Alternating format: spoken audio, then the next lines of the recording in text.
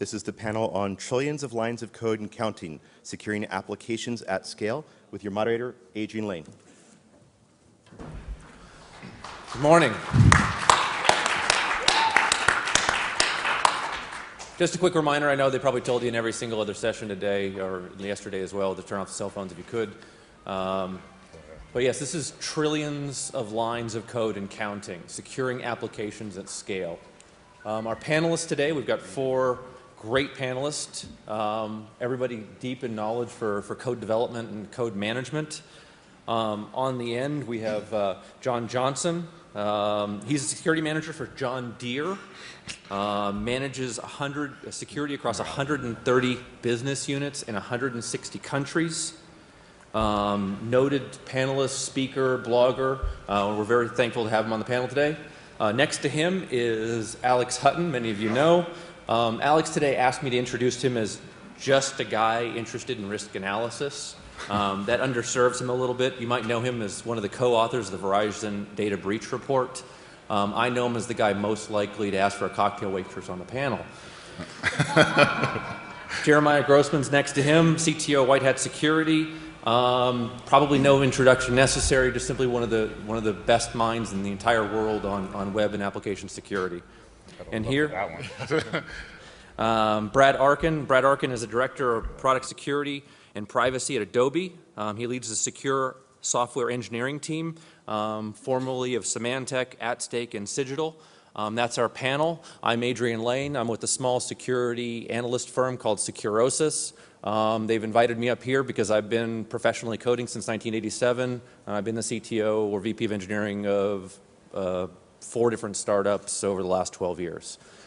So we look at security under a microscope when it comes to applications. We look at tools, techniques, processes, and so forth. What we want to really focus on here today is the macro scale of securing applications.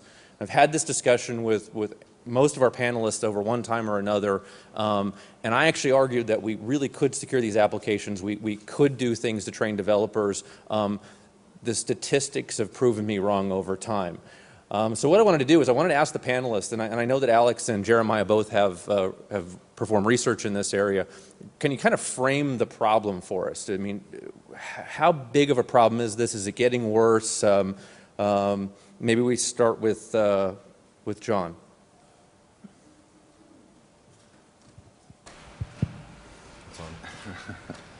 Is on. We're off to a roaring start, guys. Well, ask the question in a way that I can answer from the corporate perspective. Okay. Let me start. I'll start. You start. Okay. So I can talk.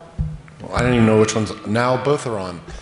I can talk from a perspective of actual incidents and what the role of software and software flaws and so forth play in actual incidents and pervasiveness. And then I'll hand it off to Jeremiah, and Jared can talk about the data that they see about how prevalent it is.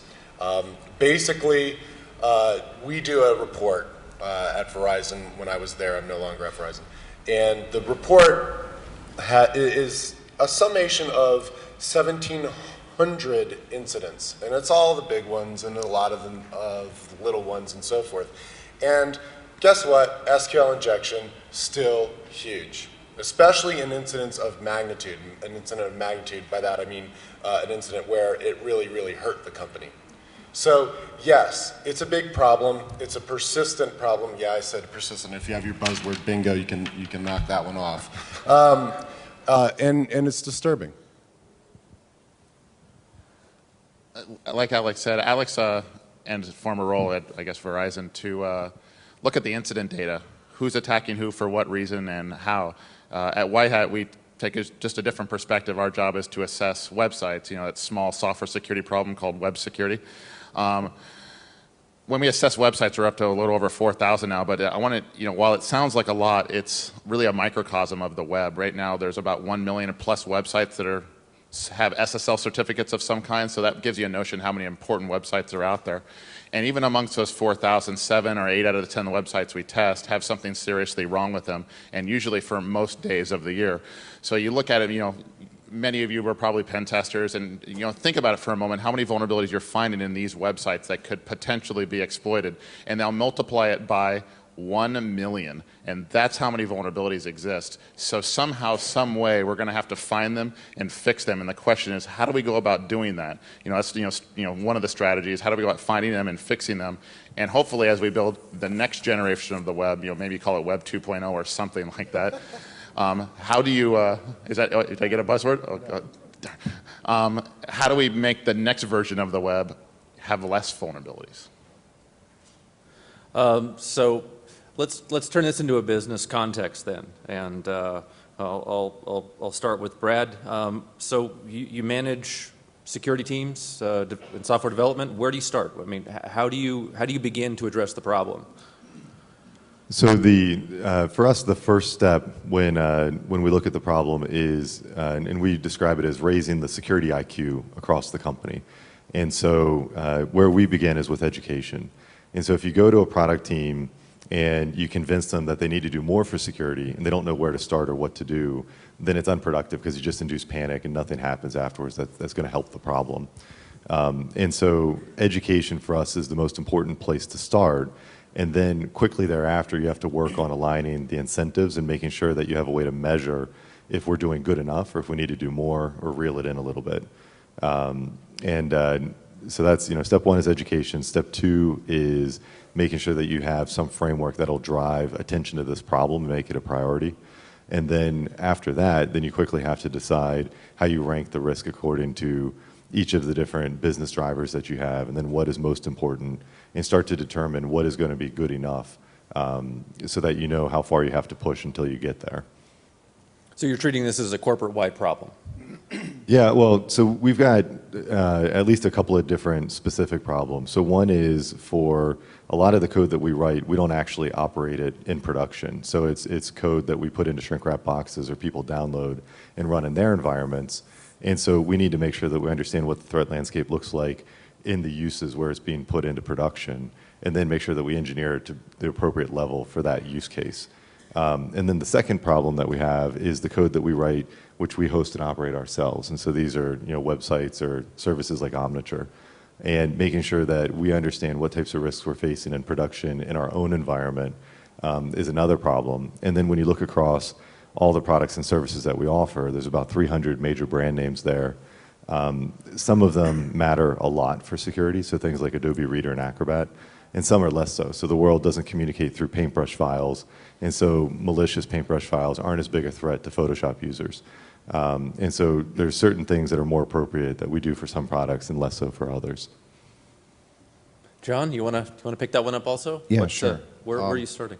I think that a manufacturing company like like mine certainly has a different focus, and we have different customers that we're working towards. We have probably longer development cycles, fewer angry customers, and we may be a little bit slower. We're probably more like the Titanic turning at times, but I think education, like you said, Brad, is really important. Educating the developer community.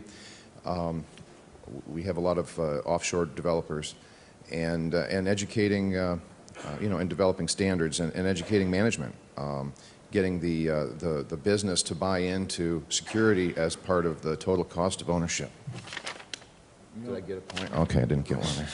So, and that's very difficult because traditionally, security at a corporation is not something that, maybe we consider that you have to keep things better patched now from a network security vulnerability standpoint, but in software security, in some industries, we're still moving at a slower pace, and barring a digital cyber Pearl Harbor, we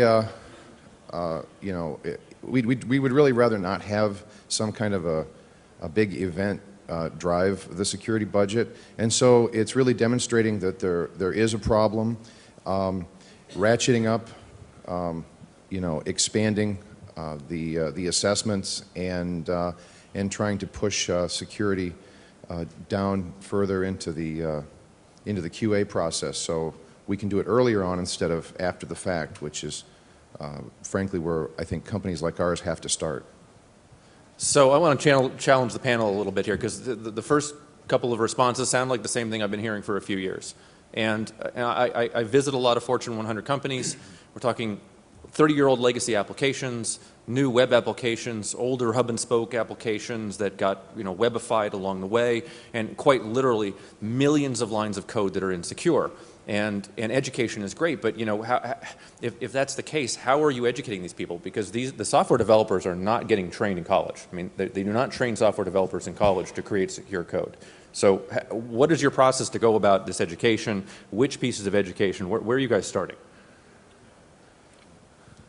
So the way that we've approached education is through our certification program. And so this is something that my team has developed. We went out and looked at a lot of vendors, different training programs that were out there, and decided none of them were a great fit for what we needed to do. And so we put together this training program that is mainly based on computer-based modules, so people can take them. They're 20 to 40-minute segments, and it totals up maybe there's 4 dozen in total. And in order to make it a little bit more fun for people, we divided them up into different belt levels. So you have white belt, green belt, brown belt, black belt. And so you can sort of unlock these milestones. We have an internal, sort of like an internal Facebook corporate network that you can connect to other people that you're friends with in the company. And so we call it Flare. So once you achieve a different level, you get a badge on your page. And so that's a way for people to know what levels they have achieved and show off about it. And by making it a little bit more of a competition, what we found is that there's a lot of people, particularly outside the U.S., so lazy Norte Americanos don't like education as much, but these folks really chase after getting certified to higher levels. And so we rolled this out on a voluntary basis, and we've got on the order of 5,000 or 6,000 code writers in the company. And then in the first year, we had about half of them had gone through at least to the white belt level, and a lot of them to the green belt level. And since then, we've been nudging that up close to 100%. And what we find is that you put compelling information out there, and some of this is dry stuff like C++ coding errors, and some of it is more interesting, like what happens in a PCERT response, and what are the bad guys thinking, and what do we need to get the information out in order to protect against. But if you make it interesting, you make it accessible, and you put it in the bite-sized chunks that are a better fit for their real workday, instead of asking them to take a week off and go somewhere for a training class, then people really soak up the information. But then to your point about that we're just saying the same things and that nothing has really been getting better the past 10 years, to me that's really the second part, which is how do you make it a priority? And so management wants to see that it's on time, on budget, it's going to work in production, maybe uptime's really important, or performance. If security isn't one of the top very small number of priorities for the project, then it gets buried with all the rest. And so they're not going to focus on it as much. But when you make security a real priority, then you get the investment, you get people who are chasing down to figure out how to solve these hard engineering problems. And we find that things really do get measurably better very quickly. But it has to be a priority. That's the hard part. Alex? So I'll be the first to admit that I don't have great technical hacking creds. I've done a good amount of social engineering, and one of the things that was always ironic to me is a lot of security departments suffer, and a lot of security initiatives suffer because we have a wrong mindset. And I think education's the wrong mindset for all of us. How many people here would consider yourself positive around the term hacking, right? I do. I'm with that, right? So what we should approach this as hacking the system. And there's 3 systems we need to hack. Yes, we need to hack the developer community. I don't know how many of you have seen the card game that Adam Shostak did at Microsoft, The Escalation of Privilege. It's like Bridge meets Magic the Gathering, but around software security. It's awesome. And you can get it for free or you can order it for $20, but it becomes a drinking game, right? So you find one time a month where you can get your development teams together and you play a card game. But it's actually education, it's actually training, it actually gets them in the mindset, it's hacking their critical thinking skills as they go forward with that. So that's the first. The second is management. but to actually hack at management to get better software security in the SDLC, you have to hack the accountant or the GRC accountant complex, right? Because these guys have created an entire system of anti-language, right, to obfuscate, wedge themselves between kind of us and management. And if you can hack them into believing that software security is a priority and something that they can make buckets of money on, right, now it will start becoming an executive priority, in my opinion. So we have these three communities to hack, and I think that is a way to start. A show of hands from the audience. How many people in the audience either have security awareness training programs or security programs to educate developers within their company? Oh, actually quite a bit. So, yeah. So one of the things that I hear over and over again by a lot of development managers who are tight on budget, tight on time, is that, I don't want to train these developers to do secure code. First, there's no business alignment for it. Second, that's a lot of budget. It's expensive to do, and as soon as I train them, they go somewhere else and take a better job. Obviously, the counter to that is, that you could be untrained and stay. So really, with organizations, and a question for John, do you have currently in-house budget for this? Are you able to incentivize and to get developers trained on secure development techniques, security awareness training throughout the organization? I wish we did have a big budget and a real focus on it from the software development lifecycle.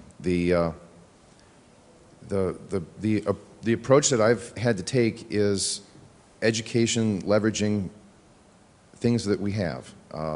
And so a lot of companies start off with, network vulnerability management and testing and all of that. And you get a lot of data from knowing and publicizing. I've tried to market this internally, both to the developers, the application owners and management. The importance of whether it's a SQL injection problem with a web app, or whether it's this open source code that you've integrated into something that you've developed for the company, that you have to then support and patch. These are all vulnerabilities, and getting them used to a monthly cycle of, for the lack of any real better way of doing it to start off, I think has been pretty successful. We've really raised awareness, raised the bar at our company, and they know that there are vulnerabilities out there. And so if we come to them with a different type of vulnerability, then at the application owner level, they're going to take that seriously. Where we've had trouble is really, like you said, with the training, I like the Flare idea. I know some developers that would really like Flare. I'd love to see them with what are these little alumni things? We give them little hash marks on their arms or something, or tattoos. I don't know. I'm a good coder, but they're all just different ways of looking at vulnerable systems, and I think that corporations are doing a better job of going out there and it's not just patching Microsoft, it's patching all these weird third-party things and things that you buy and bring in and things that you find on the internet, and trying to come up with standards and address this. And the more we do of that, the more we can continue to just expand that and hopefully add good tools. I find it really difficult to internalize a lot of the, Alex was saying he doesn't have a real hacking background, and a lot of people in corporations, in corporate America, we don't have the budget to have lots of software security experts.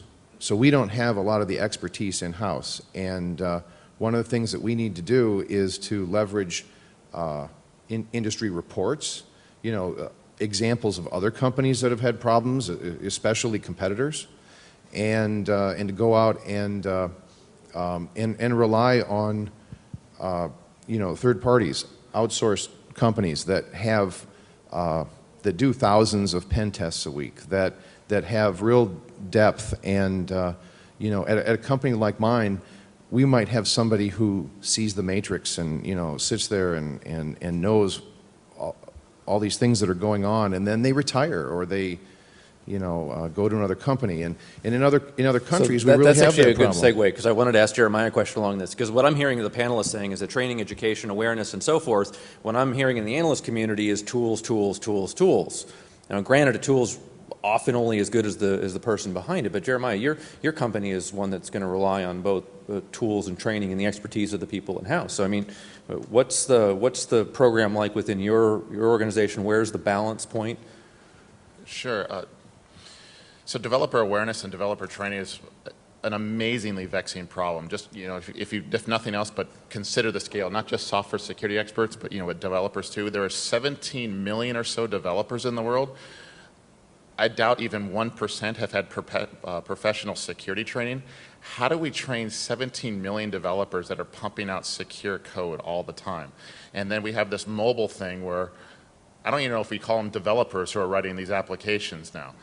And so let's say you have 17 million developers, and let's say you're doing on-site training. Who are the trainers? Even if you have a 1% ratio, we have nowhere near the trainers. So we're going to need clear technological solutions, processes, software to do computer-based training for software security.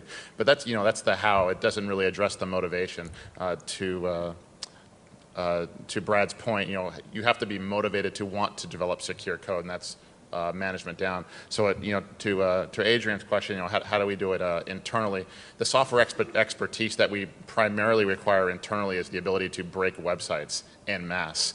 And so the only way we've been able to figure that out and do it at scale is to segment out the vulnerability assessment process into discrete units, the things you can automate, the things that you can't, or pseudo-automate, and break those down into discrete work units so you don't need security pros to figure out how to log into websites, fill out forms, or verify cross-site scripting, because that's been the unscalable model of the pen test world, is that you need one person that knows it all. So you have to break it up into discrete work units, and then you just trial by fire. You let them, basically you get the get out of jail free card on thousands and thousands and thousands of websites, and they get really experienced really fast. It's the only way we've been able to figure out how to do it at scale.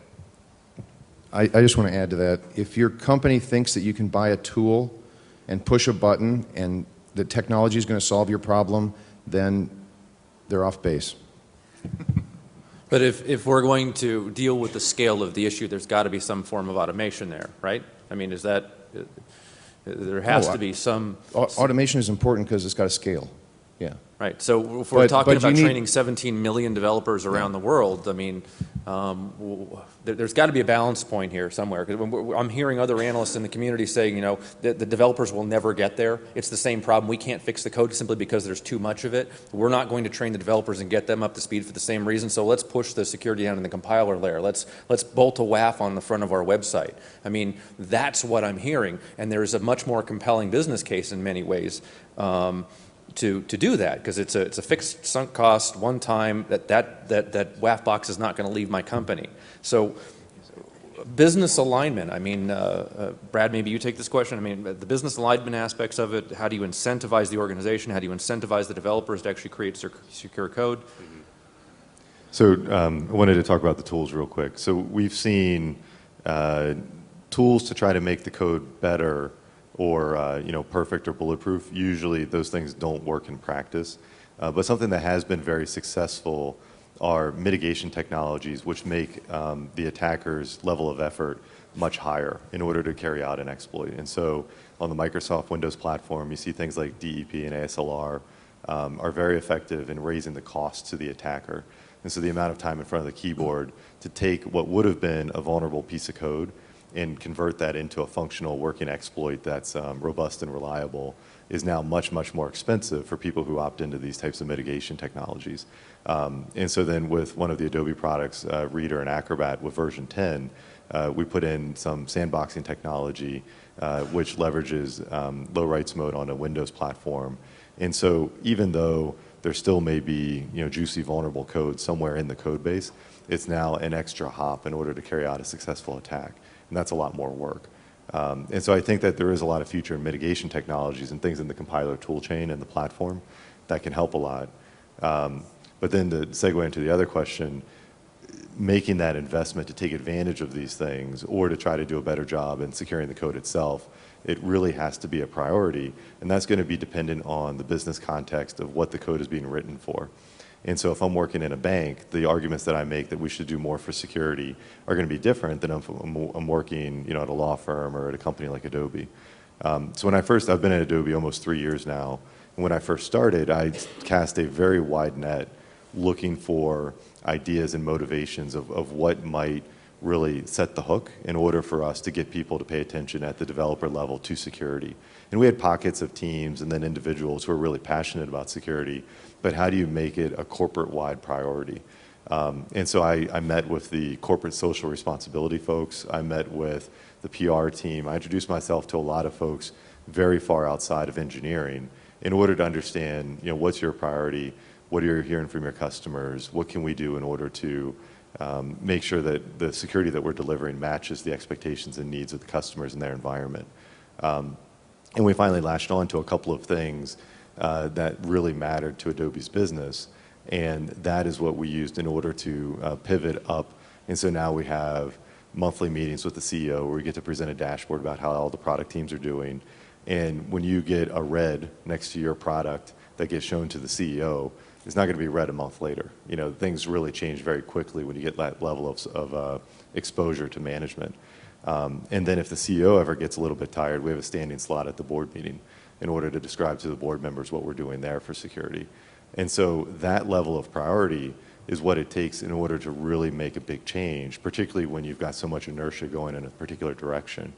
And so unfortunately, apart from the persistence that's required, these aren't easily repeatable tricks that work across every company because the business context is going to be so different. But that's, I think, one of the big things is just to start casting a wide net, looking for how to tie it to the business more directly. So I actually want to take this and move the question over to Alex because based upon a lot of your research, I mean, that's pretty much industry-wide research. If you're going to take a risk-based view of where you're going to put your investment, what do you think? I mean, from the breach research that you have done, where would you make investments if you were on the outside looking in? Assuming I'm not vendor specific, right? Like I'm not producing code that other people are going to consume outside of my walls. The data has reinforced what we have always known intuitively about threat modeling. You got targeted and you got non-targeted, right? And up to this point, targeted has meant bigger, awfuler breaches. And we all have sat in conferences like this for the past several years and heard, and there's nothing you can do about those guys. So in terms of automation, in terms of doing that, at least you can start to address, in terms of easy wins, the non-targeted, right? The target is much more difficult, and I think that's where we're failing wonderfully, and that's why we're having this sort of discussion. And I don't have answers around that. I don't think anybody does. Why don't we go back to the justification of security? Many organizations have a tough enough time getting the developer headcount they need to fill out feature function development that they've got. Where do you come up with a budget? How do you justify the security spend? I mean, obviously there's larger companies, Microsoft's got budget, smaller firms like John Deere, maybe not so much. I mean, so how do you go about getting the justification for security and getting the budget at it? I guess compared to Microsoft, we're a small company.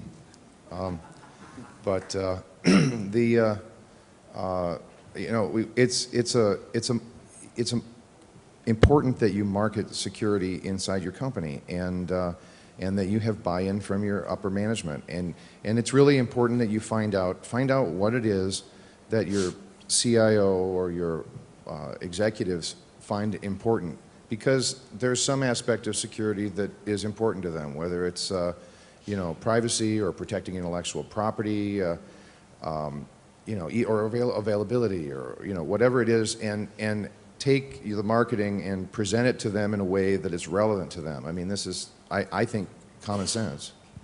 Did I see a hand go up over here? We'll take questions during the session if you've got them. Just kind of speak up, use your outdoor voice. Adrian, when I talked about hacking the GRC accounting complex, this is exactly what I mean. So if you look at all the risk models out there, they are find an issue, then fix an issue. It's backwards to the concept of building security into software. As these guys are measuring and reporting up to your managers, it is that sort of thing that's going on. Adobe's a little different from what we're hearing, but in terms of how that is being reported in your average enterprise, right, it's backwards. And so we have to change the way that we look at operational security in all aspects of it and say, okay, here are the relevant metrics. Yes, there is impact, and here's impact, but stop making fake likelihoods, stop making fake probabilities, and start focusing that we can be proactive here. And we know by the data that if we do a good job with software security, we can at least do a good job at making sure that the non-targeted types of attacks, right, we can survive those, we can resist those. So, Question? Yeah, what do you see as the role of programming languages? How much better can we do than C++ and PHP? So the question is, what is the role of programming languages in code security, and how do we improve C++ and PHP? Is that what I heard? Or how much better can we do than those? How much better can we do than those? And any of my panelists want to field this? relative security being between languages, can we do better with the languages? I guess a couple of answers to those. One is when we look at web security from outside looking in, our statistics show that the differences between languages as far as relative security, the outcomes are very slight. There might be some differences between frameworks, but not necessarily languages. The major challenge that we run into is that security doesn't get to drive or even really influence the frameworks that are used before they get widely adopted. We're not getting to choose the IOS or the Xcode framework prior to its getting used, or Ruby on Rails or anything like that. All of a sudden, we're going to Alex's point, going to be brought in after the fact to help secure an insecure framework. And maybe we can't even choose which ones or select which ones are secure to begin with, because we don't get enough time to look at them before they're used. I mean, there's a ton of frameworks out there that we could be looking at, most of which will never be used. We don't know which ones are going to be widely adopted. So we're always kind of playing catch up with that regard. I don't have a great answer other than it's really, really hard. So I think that there's certain categories of problems which existed, particularly if you look at C and C++, that are just solved problems when you look at more modern languages. And so, classic buffer overflow types of problems in C and C++ can't happen in .NET or Java or pretty much any modern scripting language. And so the trouble is all of those more modern languages are still susceptible to all of the sort of web type of screw-ups that developers can make. And so I think that the experience of looking at how the modern languages solve some of the problems that we saw in C and C++ gives me hope that we can come up with new approaches which will address some of the common problems that we see in these language sets that we're using today.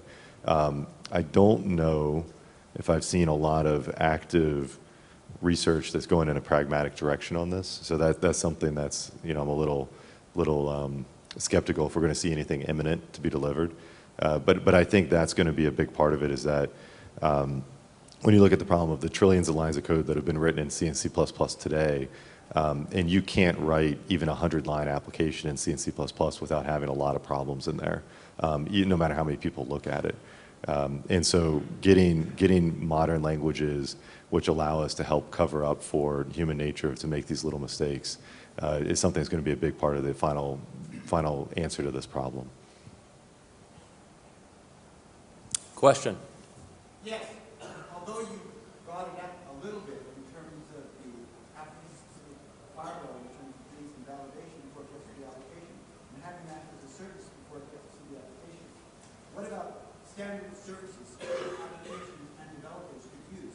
Something like a single sign-on component that the application developer would not develop, but simply insert into the application. And the other functionality that could be used, such as Do you want to repeat the question? XML schema validation for web services, for example, would be another example.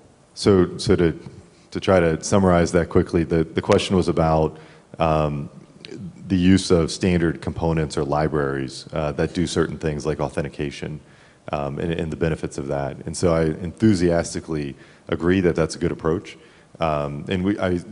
When I was at AdStake, I was in New York, so we did a lot of work with the banks there. And what the banks found is that they might have 1,000 different major applications in their portfolio, and they had 990 different implementations of a password storage mechanism.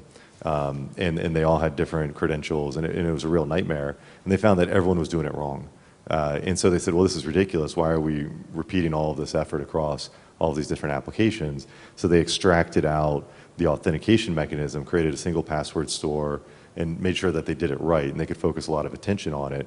And then they told all the applications that by 18 months from today, you have to update your app to rip out your own authentication and use this single store. And that was really important for the banks in particular, because when they terminated an employee, they wanted to have confidence that they'd actually scraped out all of their access to all their systems. So that provided a real business benefit to them beyond just making things a little bit better for security.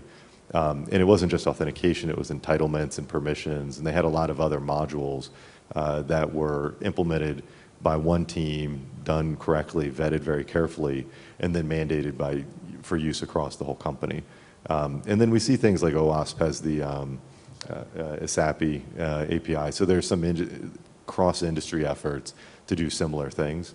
And I think there's a lot more opportunity to take advantage of this in the future because the chance to do something right once, or at least have a lot of people working on it, instead of implementing the same mistakes over and over again across different implementations. So that is, I think, a real trick for how we can make things better quickly. I just want to echo that that's a great comment, and having a single method for web authentication has been very important for our company for about 12 years. So is this a community problem? I mean, is this something that we really should be looking for the open source community and the like to really give us secure LAMP stacks, give us secure components, give us secure libraries? I mean, is that really what we should be focusing on to help solve this problem?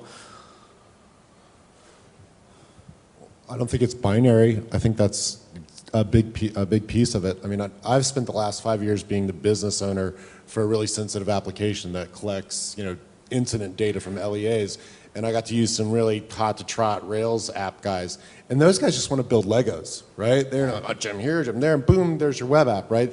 They don't care about the security aspect of those.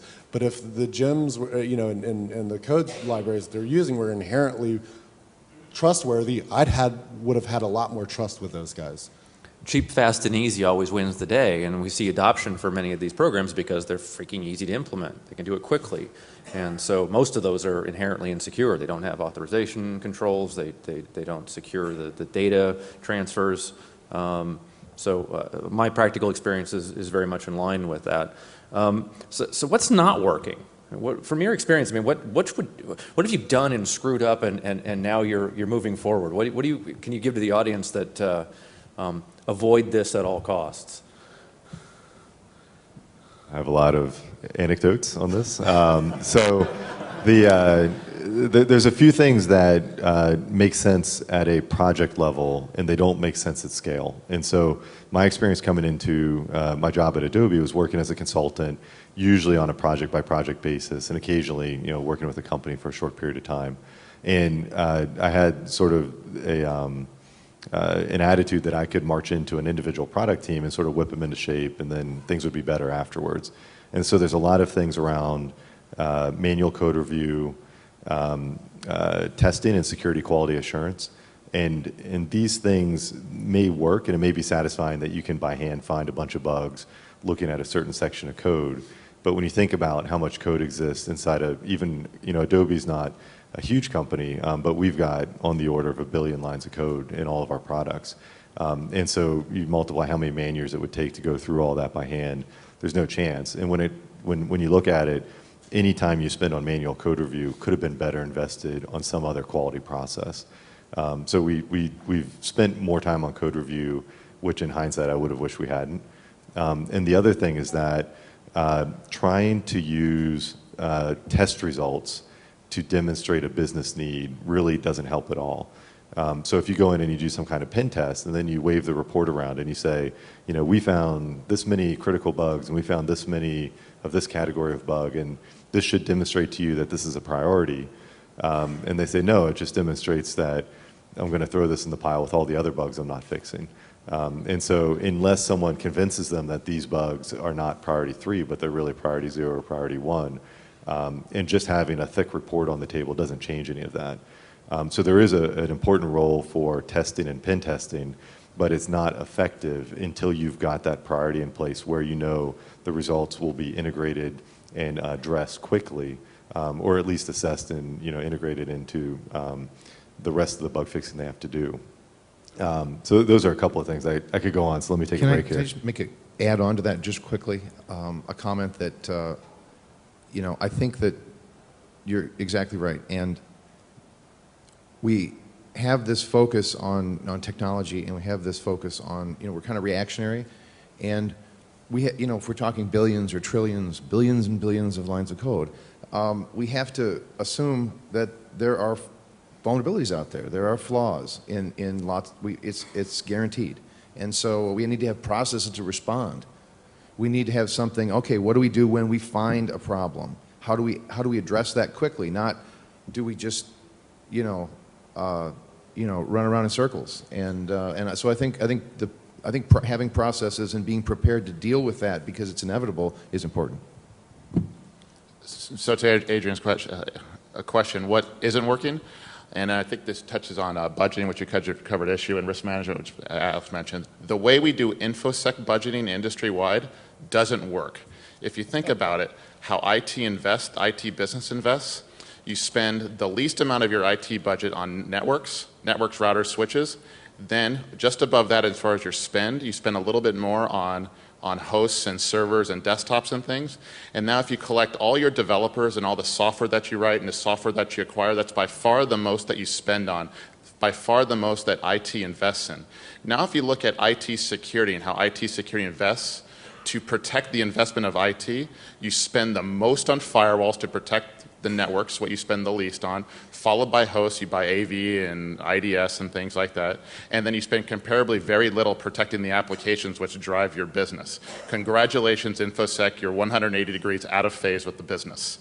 That reminds me of the Gunnar Peterson table. If you guys haven't seen Gunnar Peterson's table, he's listed every significant security challenge since 1995, right? And so, it's cloud, it's, e-commerce and so forth. And so he lists a challenge, and then he lists our response as an industry. And it's firewall SSL, firewall SSL, firewall SSL, firewall SSL. And so if you look at how budgeting is normally done, you take what you budgeted last year, you go to BlackHat, and you find the today's risk, and you add 10% more for the today's threat, and you call it done. Right? How do we get out of that problem? We can sit here and have the best answers, but if there's no resources to go forward, losing battle. Question. Rant and. Yes, for Alex.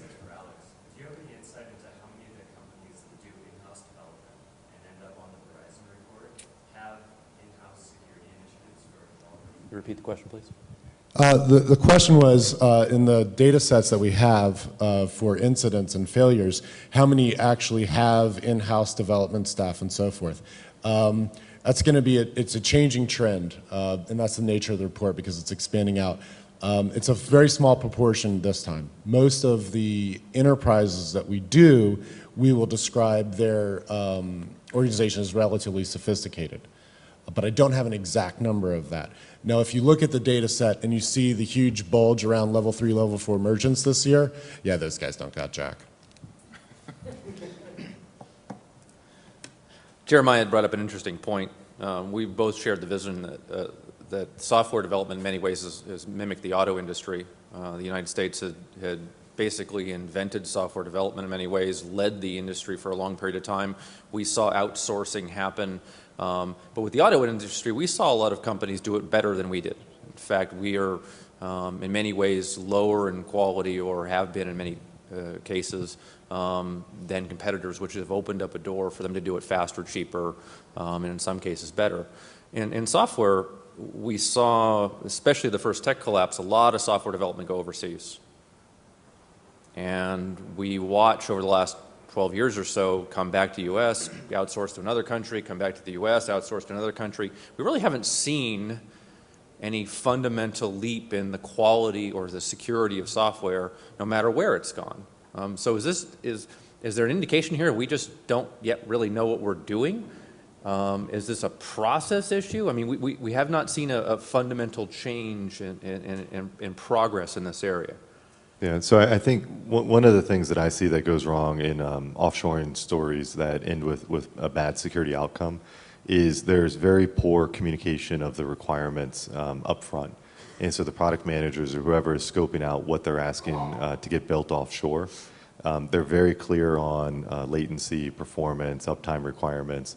There's a lot of things that they can measure that they're very clear on. The wireframes are very clear. And so these things usually get delivered, and eventually they work it out to where the app that's delivered meets these specs. It's very hard right now to quantify security. And so you can't say this needs to be, a 73, and we're willing to pay for as much as the 85, but anything below than 65 we won't accept. And there's no way to measure security like that today, the way that you can measure uptime or other performance characteristics. And so I think a lot of people, when they're speccing out what they want to be built overseas, they're not able to communicate what they're looking for. And so, the word secure is really the most unhelpful word in a sort of a spec or a feature requirement. And so to me, that's, I think, where the biggest breakdown is. And then when you have everybody doing development in the same room or the same building or the same campus, then there tends to be a lot better sort of nonverbal communication around these characteristics that are harder to quantify. So I think that's the biggest breakdown there. But for teams that have done development offshore that I've been a part of, where security really was a very big priority, and they spent a lot of time communicating it and demonstrating it, and they made very clear what kind of tests they were going to do, then it is possible to deliver a good security outcome with offshore code. But it just takes a lot of effort up front to communicate what it is that you're looking for. John, did you have anything to add to that?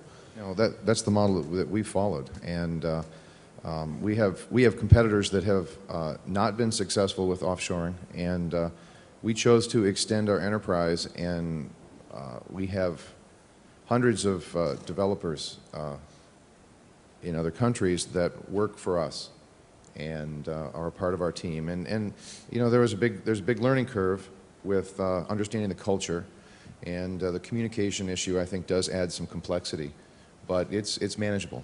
So I guess maybe the follow-on question to that is how do you incentivize those offshore developers, and is it quite possible that you are disincentivizing them to do security?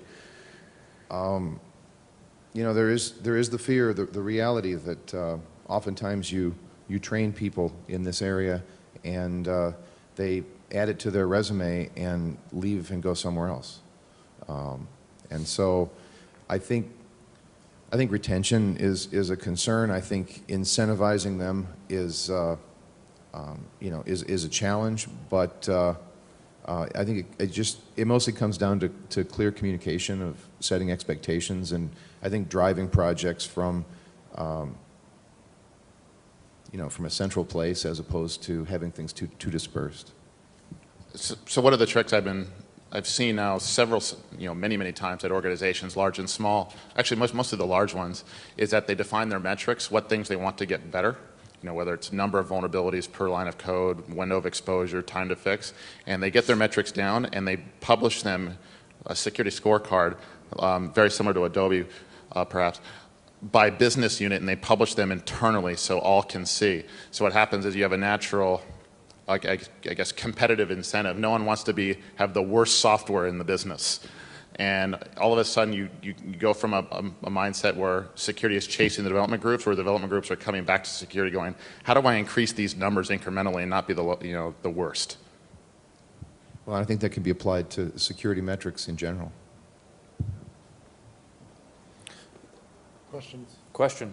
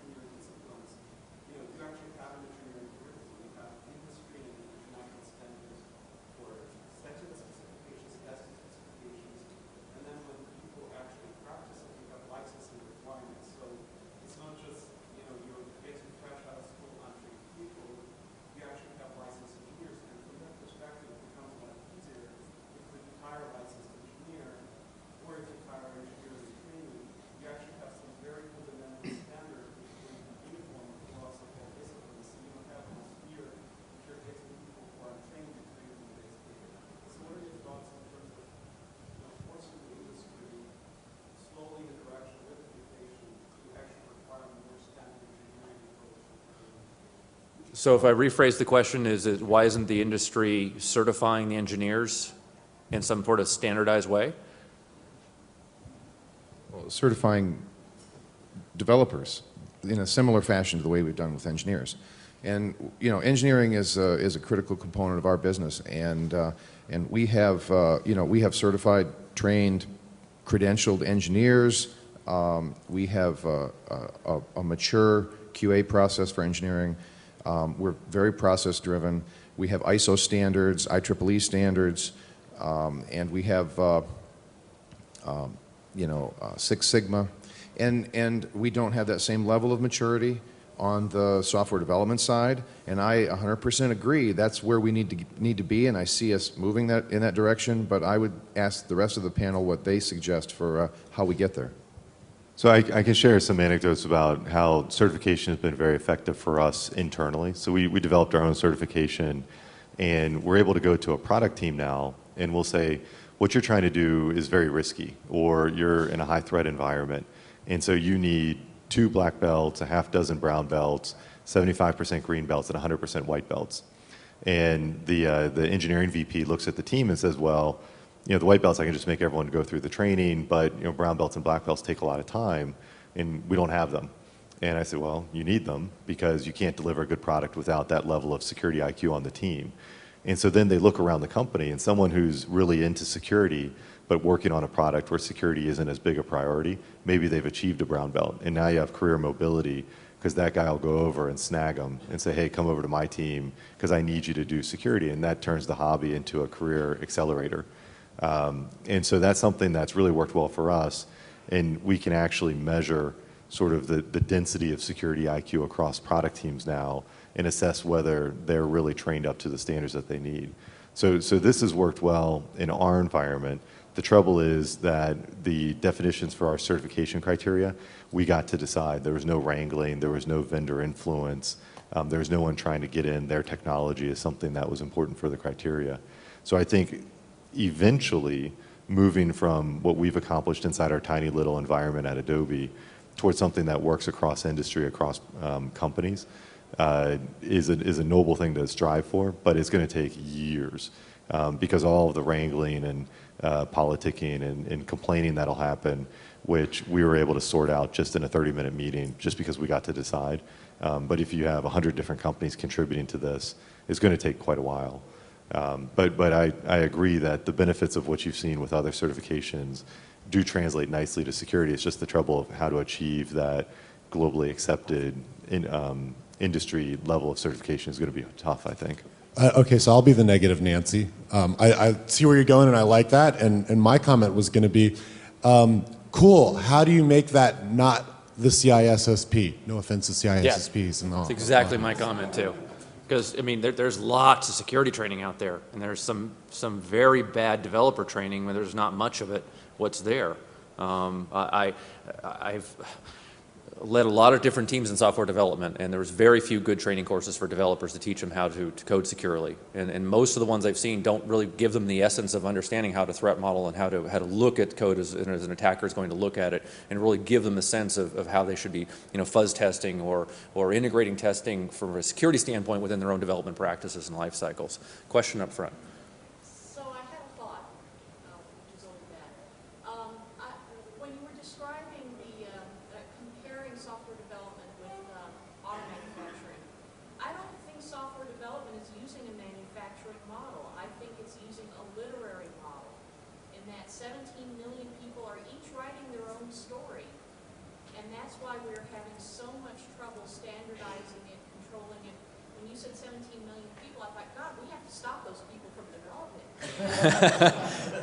So the statement is that it's a bad analogy that we're not using the automotive production model, we're using a literary model, and that everybody's writing their own individual story, which is a good point. Process and communication, and how this weaves its way through an organization so that people are actually building the right product and building a secure product. We've seen software development life cycles actually harm that sort of development methodology to get stuff tested properly, to get it secured. How many companies have a software development life cycle? All right. How many companies I forgot what I was going to say. The zombie confused me.